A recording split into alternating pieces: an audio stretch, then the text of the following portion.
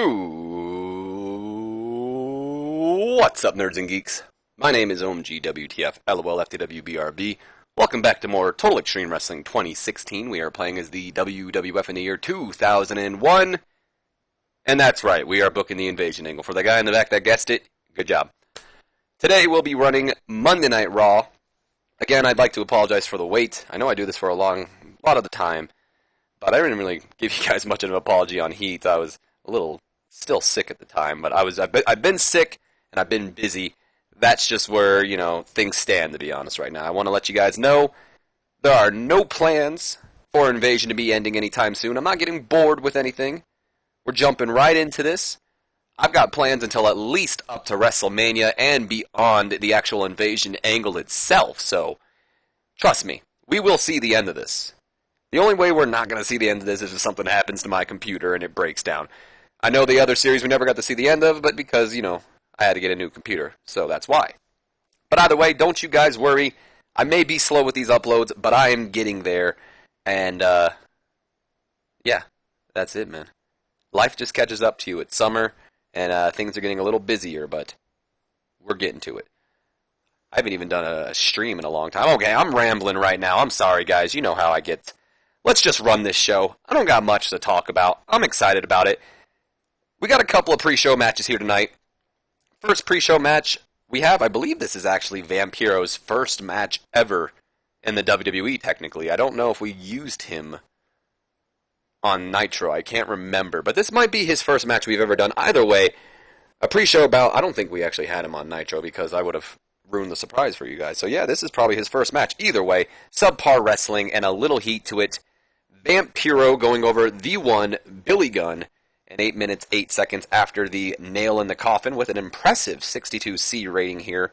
Raven, of course, also managing Vampiro. He did good work ringside, so it's good to see that they don't have any negative chemistry. Speaking of chemistry, though, to my surprise, Vampiro and Billy Gunn with that great chemistry. So, Billy Gunn, congratulations.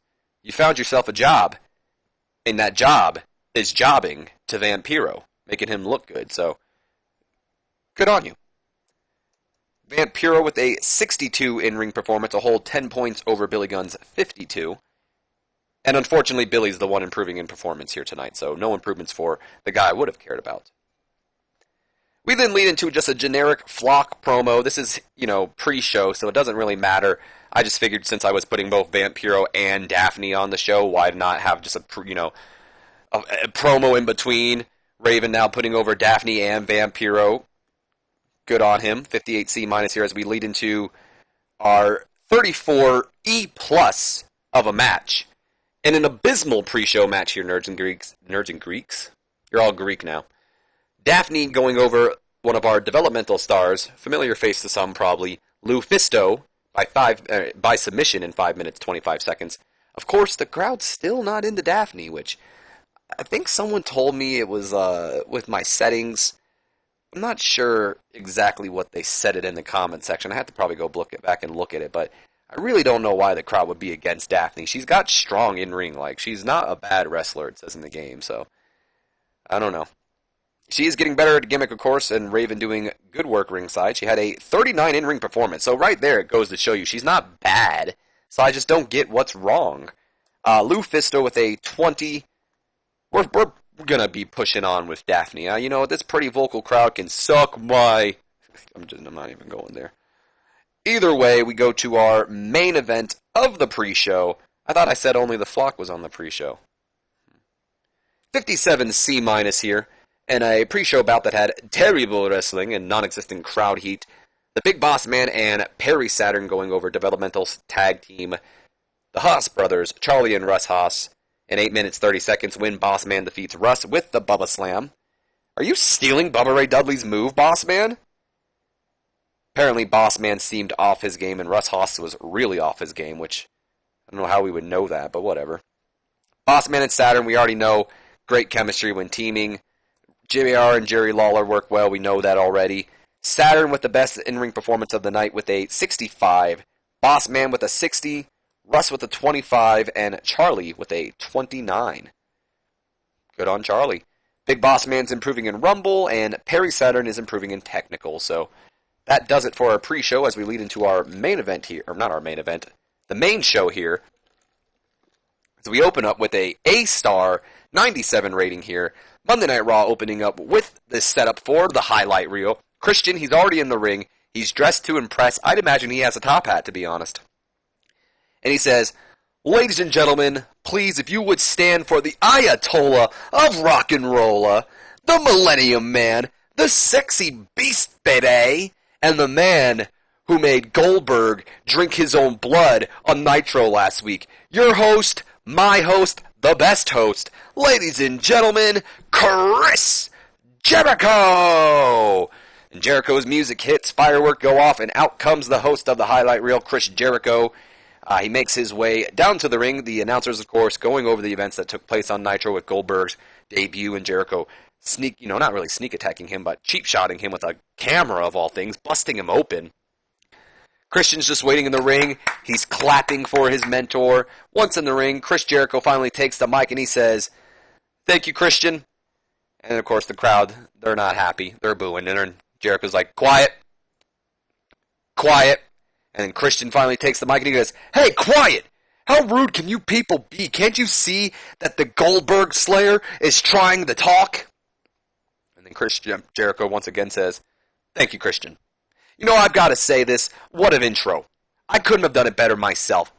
Welcome, everyone, to Raw is Jericho!"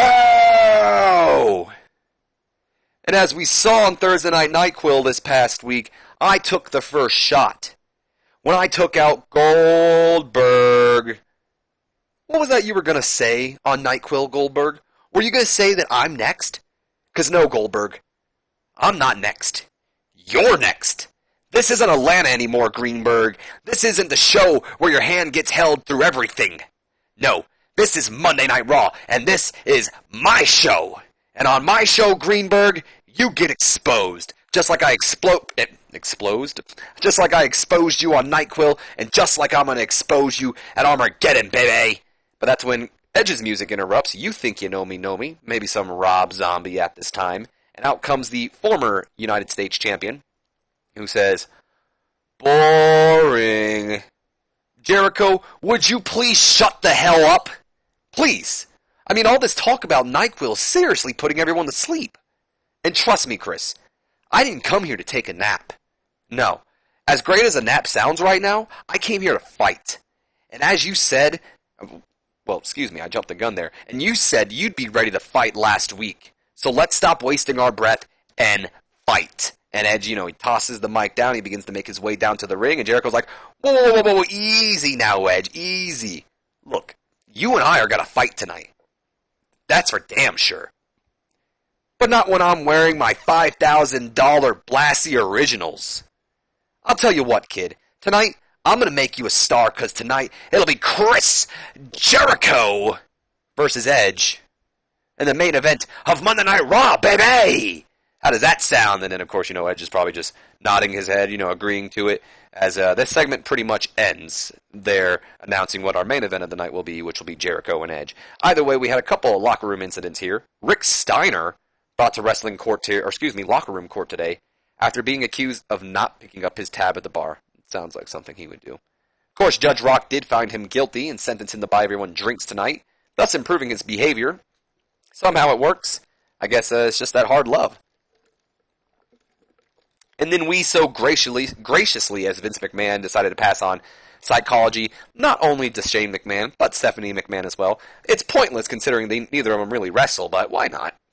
Taker, of course, then goes along to work, or tips on working with as a babyface, I should say, with Mark Jindrak. So there you go. Either way, Angle got the show off to a strong start. I mean, it was an A-star. Crowd got better, and it gained heat for both Edge and Christian. I guess it didn't gain heat for Jericho and Goldberg, but it gained heat for Edge and Christian. As we move into our opening match of the night here in Urgent Geeks, what a shock. We open up. No, nothing yet here, just probably after a commercial break, as we have Jerry Lynn already in the ring, Rob Van Dam's music hits, and then we have a short little match here that gets a 76 B-. Hell yes. In an extremely short match, Rob Van Dam going over Jerry Lynn with the frog splash.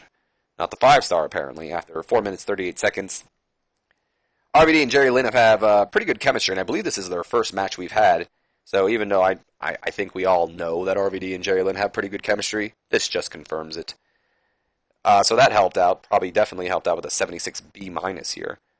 RVD with a 77, Jerry Lynn with a 50, so he's not too bad. I mean, there's nothing wrong with Jerry Lynn. It's just I don't really have anything for him, and he's not really, charismatic enough for me to do something with him, so I don't know. He's a heel. It's not like I can put him up for the Cruiserweight title at the moment, because that's what Spike's doing, even though Spike's not a heel. Either way, though, we did move on. Paul Heyman was apparently in here. I forgot he was RVD's manager. We then move on to an 88 B+ rating here as RVD, he's out celebrating in the ring when, woo! Ric Flair's music hits and out comes the Nature Boy dancing and celebrating with RVD until finally Van Dam stops. He's like, what the hell are you doing here? Wondering why Flair's here, and then Flair goes, woo! Don't let me ruin the fun, Rob. Come on, baby. You got a date with The Undertaker at Armageddon for the IC Championship. You're on top of the world.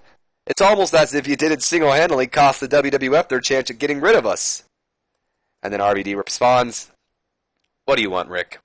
And then Flair finally responds again saying, oh no, baby, it's not what I want. It's what my protege wants. The Canadian crippler Chris Benoit wants. And you see, Rob, my protege tapped you out in the War Games. And in fact, my protege still owed his rematch against The Undertaker for that IC Championship. But you really earned your spot, RVD. Congrats. If you were half the man that you say you are, then you'd step up and put your number one contendership on the line against the rightful number one contender, Chris Benoit. I'm going to take a cough real quick. Hold on, guys. All right, there. And then Van Dam obviously sees where this is going, but he kind of agrees with Flair, and he says, you know what? Rick, you won't ever hear Rob Van Dam back down from any fight.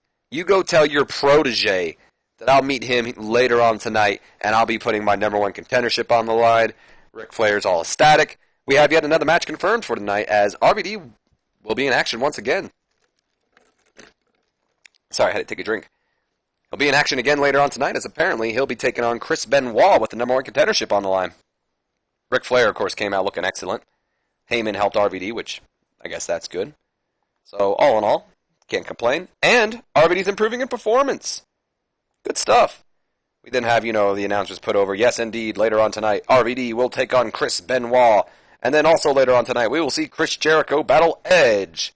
Just hyping up our two main events, I guess. As we move into yet another match here, tag team action, as we get a solid C here with a 60. And an extremely short match, the Steiner brothers going over Too Cool and 3 minutes 9 seconds when Scott Steiner defeats Grandmaster Sexay with the Steiner device. Of course, Scott Steiner apparently was head and shoulders above everybody else. We already know about the great chemistry between the Steiners.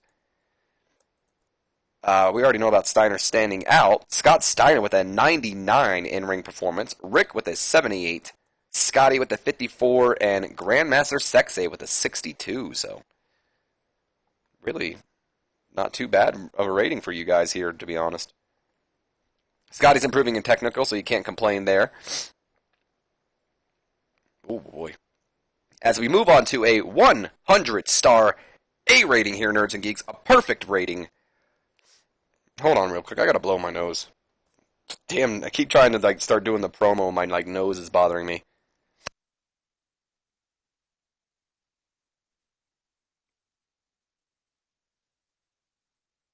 Alright, hopefully we won't have any more interruptions here. After the match, Scott Steiner quickly demands a mic and he says, Austin! Rhino! Last week, I think my brother and I made our intentions very clear. You see, my brother and I don't like looking back. And yeah, we lost the WCW tag titles, so what? But you know what else me and my brother hate, though? Not having gold around our waist.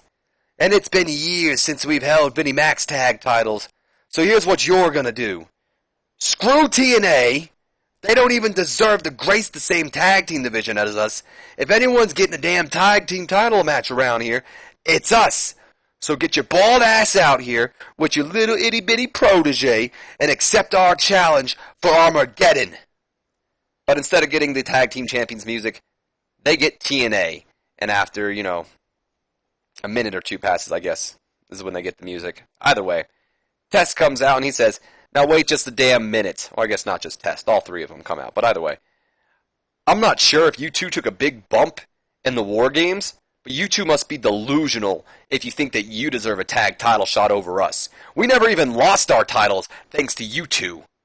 I'm not exactly sure what your problem with us is.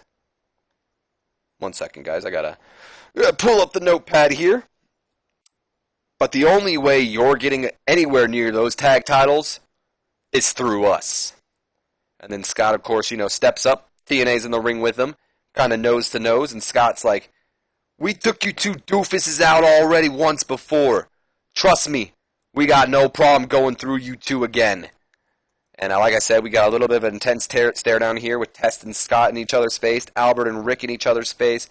And that's when the music of Canyon and Hugh Morris hits, and out they come, and Canyon's like, all right, boys, let's calm it down now, can we? Now, Test, Albert, I can see why you feel you deserve a tag title shot against Austin and Rhino. But Scott, Rick, didn't we beat you on Nitro last week after you two walked out? I don't see why you two think you deserve a shot, so I'm just going to ignore you two. All right? And then he just looks at Test and Albert. He goes, Test, Albert, you two have your reasons, and we have our reasons. Why don't tonight we have TNA take on Canyon and Hugh Morris for the #1 contendership for the tag titles? And, of course, you know, TNA's agreeing to it. They're like, yeah, all right, that's fine with me. Scott and them are like, what? Wait a minute. Are you freaking kidding me? And then we got a huge argument breaking out with the Steiners, with TNA, with Canyon. Everyone's bickering back and forth. And finally, out comes the WWF Tag Team Champion, Stone Cold Steve Austin. And Austin comes out with the mic and says, all right, shut up. The fact of the matter is that all 6 of you don't deserve a damn title match. Canyon, Morris, we beat you two dumb sons of bitches already. And Steiners, they beat you, so that means we can beat you. And then there's you two idiots, Test and Albert.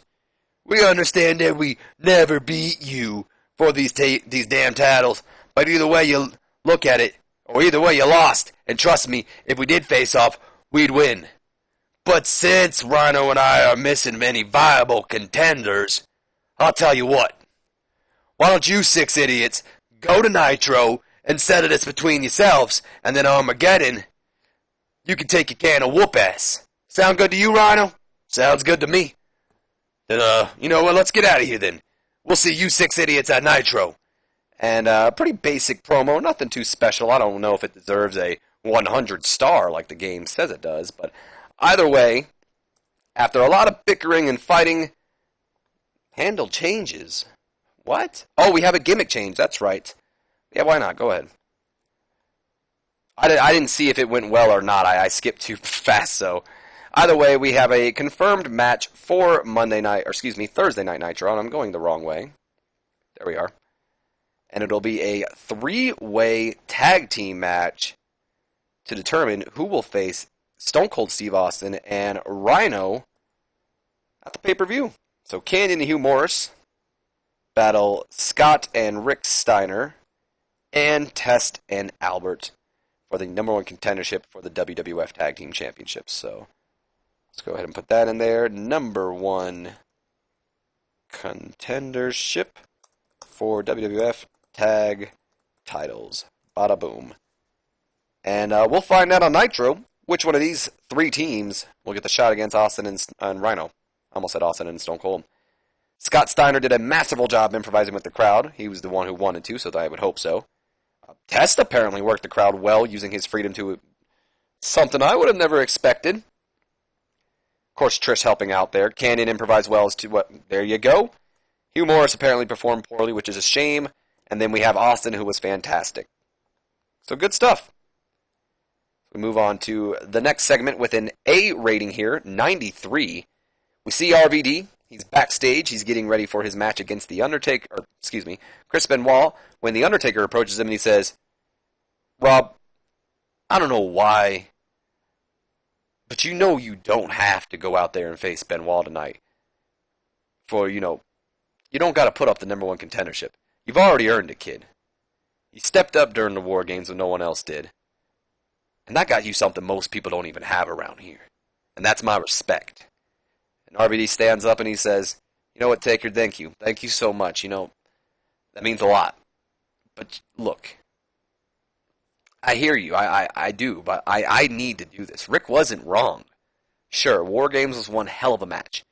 And you know, I'm not going to make any excuses. Benoit beat me. He made me tap out, but I've beaten him. And I'm going to beat him again tonight. And then after I beat him, I'm going to go on the Armageddon. And after we fight, I'm going to become famous after I beat you. And Taker just kind of has a little bit of smirk on his face, and he says, that's what I like to hear. But however, when you do beat Chris Benoit, I want you at the top of your game. Because when I beat you at Armageddon, I don't want to hear any excuses. And he walks off as RVD gets back to working out. So Taker giving, I guess, a little bit of a pep talk to RVD before we move on to the match between him and Benoit, which I believe is next. Yes, it is. We go into that match, which gets a 76 B-. A bit disappointing. I kind of expected a B. But I'm not going to, a B- still isn't bad, so you won't hear me complain. We have a bout that had great wrestling and a decent reaction from the crowd. Chris Benoit going over Rob Van Dam in 10 minutes, 7 seconds with the crippler crossface. After we had interference from Chuck Palumbo. So this didn't just, go down clean. I'd imagine RVD maybe looking good here, maybe going for a frog splash when that leads to Palumbo getting involved and pushing RVD off the top rope, which then leads to Benoit locking into, I guess, a crippler crossface and making him tap out for the second time. So I guess we won't be seeing The Undertaker versus RVD. So let's just go ahead and delete that. And after Benoit wins, I guess that confirms that instead of RVD, we'll see The Undertaker versus Chris Benoit second time. As Benoit gets, I guess, what he says was his rightful number one contendership. So there you have it. WWF Intercontinental Championship. As we have The Undertaker, of course, who is the champion and representing WWF, battling Chris Benoit, who is representing WCW, for the championship. So far, we also have Rock versus Triple H, and Booker T versus Kurt Angle. RVD was off his game, which is a shame. He had a 76 in ring to Chris Benoit's 91. But I think the big takeaway factor here is Chuck Palumbo interfering. Wonder why that's happening. But he's not done. Chuck Palumbo's still in the ring as he's just beating down on RVD, beating the crap out of him. And one would just have to assume that this is because last week RVD beat him, so now he's looking to, I guess get a little bit of momentum back on his side. We'll have to see where this goes along the way. But either way, Stacy's getting a gimmick that's stale, so we'll have to work on that. Good promo, though, here from these guys. 78B here, and I guess this kind of confirms what this feud is. But either way, Chuck Palumbo getting some revenge. We move on to the next segment, which gets an 88B+. What the hell is this? Oh, he's got a new gimmick, apparently. Okay. I guess he's got an average rating. That's a shame, but okay. So Triple H's music hits, and out comes the number one contender to the WWF Championship. Of course, he's making his way down to the ring. Announcers are, putting over the championship match between him and Rock at Armageddon, not Unforgiven. I don't know why I almost said that. Once in the ring, he takes the mic and he says, a lot of you don't think I deserve my shot at Rock. A lot of you feel that I only got my title shot because of people I know. Hell, even my opponent, the WWF champion, doesn't even feel like I deserve my shot. But the fact of the matter is, I don't give a damn what any of you think. But Rock, you on the other hand, I do care. I care that you look at me like I'm some sort of joke. Like I don't have a chance in the ring with you. Which is why I scoured the locals, and I'm going to give them a chance of the lifetime of getting in the ring with me and showing you, Rock, just how damn good I really am. So, ladies and gentlemen, welcome Mike Sanders. And out comes Mike Sanders, who's a developmental talent we own. Or not, I guess we don't own him, but whatever. And Triple H came out looking excellent. Nothing real special here. Triple H looking to prove to Rock and I guess everybody that he's not some slouch by beating Mike Sanders, of all people. We go into the match, which gets a solid C rating here with a 60 rating. In an extremely short match, Triple H defeating Mike Sanders in 2 minutes 25 seconds with the pedigree. Nothing too special here. Triple H with a 94, Sanders with a 40. I mean, you know, of course he's nothing compared to Triple H, but that's not a bad rating for him, to be honest. Mike Sanders, you're looking good. We then go on to a 100 A-star rating here. After the match, of course, Triple H is celebrating. He kicks Sanders out of the ring. Eventually, The Rock's music interrupts, or, ends Triple H's celebration early. And Rock says, "Hey, Triple H, was that supposed to impress us? The Rock is certain that Mike Sanders is no slouch, but he's certainly not The Rock." Triple H responds, he's saying, "Trust me, Rock, I know that's not you, but come Armageddon, I'm going to do worse than that to you." And then Rock replies, "Are you sure? Because The Rock don't think so. The Rock knows that you, Triple H, aren't any slouch in the ring either. But The Rock has been watching you all year, watching you lose. And no matter how long Stephanie holds her breath to Daddy, there ain't no way in hell The Rock is letting you walk out of Armageddon with the WWF Championship. I mean, you're the last person the WWF needs to lead this war. The last person the WWF needs is an egotistical jackass like you." Triple H responds saying, "Rock, you act like you have a choice. You can do whatever you need to do in your power to keep that title away from me. And it still won't be enough, because I can beat you and anyone on this roster. Anytime, anywhere." And then Rock's like, "Oh, is that so? Well, how about this, Triple H? How about next week on Monday Night Raw, The Rock finds you a hand-picked opponent of his own, and we'll see if you can beat anyone, anytime, or anywhere."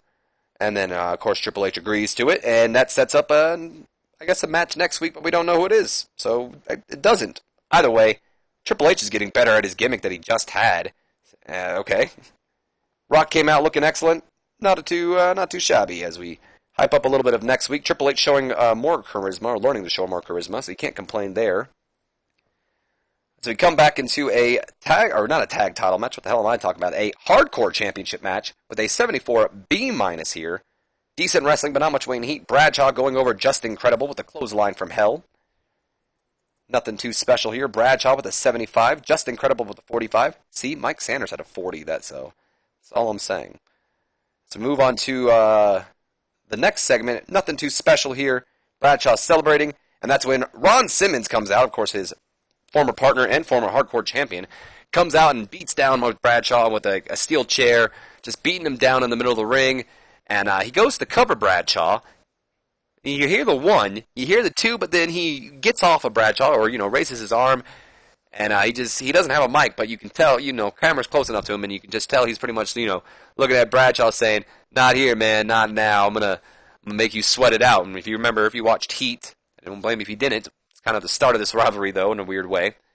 He told Bradshaw, he ain't gonna just beat him up and take the title. He wants to beat him, pretty much. It did gain heat to the feud, so I guess that's something. And I believe we're going into, yes, the main event now. I thought so. So we go into our main event of the night, which gets an 80 solid B rating here, and a bout that had great wrestling and good heat to it. Edge going over Chris Jericho by disqualification. Did I do that? Was that me? Or did the game do that?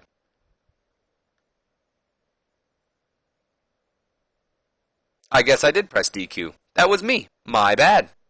I don't think I wanted it to end by DQ, but it did. So either way, I'd imagine Christian got himself involved. Oh no, I had Edge win. Duh. Of course I wanted it by DQ.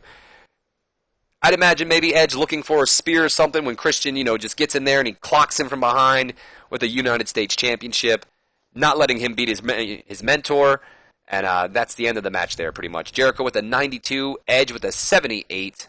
No worker improvements as we jump into our ending segment of the night here with a 97 A-star rating. After the match is over, Edge's, I guess I made him complain. I didn't mean to do that. I don't know where I was going with this. I booked two different angles. So I imagine Edge is not complaining. Christian's already smacked him with the United States Championship like I was doing there. So, Christian slides in, and he just starts to beat him down. Jericho's beating him down. We have a 2-on-1 beatdown. Jericho, Christian beating down on Edge right now, and that's when Goldberg's music begins to play. And at first, Jericho and Christian, they don't even believe he's here. I mean, first off, we didn't even see the whole police escort or anything. Why would Goldberg be on Monday Night Raw of all things? But we see the fireworks start going off, and Jericho and Christian kind of stop beating on Edge, start taking notice of what's going up on the stage. And there you see it, Nerds and Geeks. The fireworks go down, and it's Goldberg for the first time on Monday Night Raw as he just begins to make a beeline, racing to the ring. Jericho and Christian want nothing to do with this. They slide out of the ring and retreat quickly through the crowd, leaving Goldberg to go to the ring. Goldberg stands tall in the ring. He's huffing, he's puffing. He sees Edge laying there, and he figures, you know what, let me go help him out. Let me pick Edge up. Let me help a pal out. But what are you talking about, a pal? Not Goldberg's pal. As once he helps Edge up, he quickly pulls him in. He smiles, and then he lifts him up, hits the jackhammer suplex, all while staring down Chris Jericho, telling him he's next and all that and whatever, as we end off Monday Night Raw. And I guess we can go ahead and book it in since we know what's going to happen. I haven't really confirmed it, but it's been pretty much confirmed. I mean, come on, guys. So let's go ahead and do Chris Jericho, Goldberg at Armageddon. WWF and WCW. There we have it. Gained heat for the Edge and Christian storyline. No worker improvements as we end off the show to get ourselves a 90 A rating here for Monday Night Raw, increasing our popularity in a total of 7 regions. It was an alright Raw, so apparently, but I thought it was okay. We got a decision, though. That's not fun. What do we have here? HWF getting Ted DiBiase. Not sure who HWF is. Apparently, Rene Dupree is extremely frustrated after he hasn't worked a single wrestling show in 6 months. So what you're telling me is you haven't wrestled yet. Sucks to be you, Rene Dupree. I mean, you are like 19 years old, though, buddy. Or you're 18. Calm down. You're a 1-year pro. Robbie Brookside to HWF. HWF, look at you guys. What the hell is HWF? That's not HWF. That's Hack Myers. Historic Wrestling Forever. It's in Scotland. Huh. Interesting. What do we got here before we end this off? Austin has an opinion. Bradshaw can't sell worth a damn, in my opinion. He needs to learn how to work. Not a good opinion for Bradshaw. Goldberg, Jesus, calm down, dude. You've been here 2 days. Bossman doesn't connect with the fans. You should probably write him off. Okay. Apparently Test says the same thing. Big Bossman can't sell worth a damn, in my opinion. He needs to learn how to work. Test, I mean, are you at that point where I'm taking advice from? Oh, no. Oh, no. Oh, no. Oh, no. Oh, Vampiro, why do you do this to me? Why? You know what? You know what? Nerds and Geeks, you can hate me. I know you're probably going to give me some shit for this. You should have sent him to rehab, blah, blah, blah. I know I'm going to get crap from Chris from this too. It's the rules, blah, blah, blah. I'm only fining him. This is his first disciplinary. Let's hope this doesn't get to the point where I have to send him to rehab. Because I have big plans for Vampiro. He's a part of a big plan with, this whole flock thing. So hopefully this doesn't come back to bite me. I'm probably going to lower it a little bit, even though it might be cheating. I don't know what I'm going to do, but we're just going to fine him for now, as nothing noteworthy happens from it. Oh boy, I hope that doesn't fuck me over. How bad is it? Let's see. Vampiro is known to have used hard drugs in the past. So I might take a look at it. I don't know. Either way, Nerds and Geeks, that fucking sucks. Let's check out our storylines before we end this off. Let's go ahead and just alter this description here, and let's just reveal what the mystery storylines are, as we have Chuck Palumbo versus RVD. Okay. And then we also have Taker versus Benoit 2. The Undertaker versus Chris Benoit 2. There we go. And while we're at it, and while it's fresh in my mind, let's change Stacy's gimmick. Because apparently, she needs a new gimmick. So let's do that. And then we'll end off this episode, while I really hope that Vampiro doesn't fuck me over. Oh boy, I have hiccups. Eye candies is, easy one. A little too generic, though. Let's see if we can find something a little better for her. She is a seductress, which I was enjoying that, but now I can't. Playboy? No. Character self-centered? Prima donna? You know what? Yeah. There we go. We're going to put her to a prima donna gimmick. Prima donna. There we go. And let's go ahead and end off this episode. I hope you guys have enjoyed. If you have, do me a favor. Leave me a comment, like, and subscribe if you haven't already. Don't forget to share this video with your friends, Facebook, and the Twitter. I guess Twitter's kind of dying, so just share it with it. Anything. Use what you want. I don't care. Either way, my name's an OMGWTF. I love WBRB. I think I've said this already, so I'm just going to see you guys later for Thursday Night Nitro. Have a good one, guys. Let's hope I don't mess up anymore.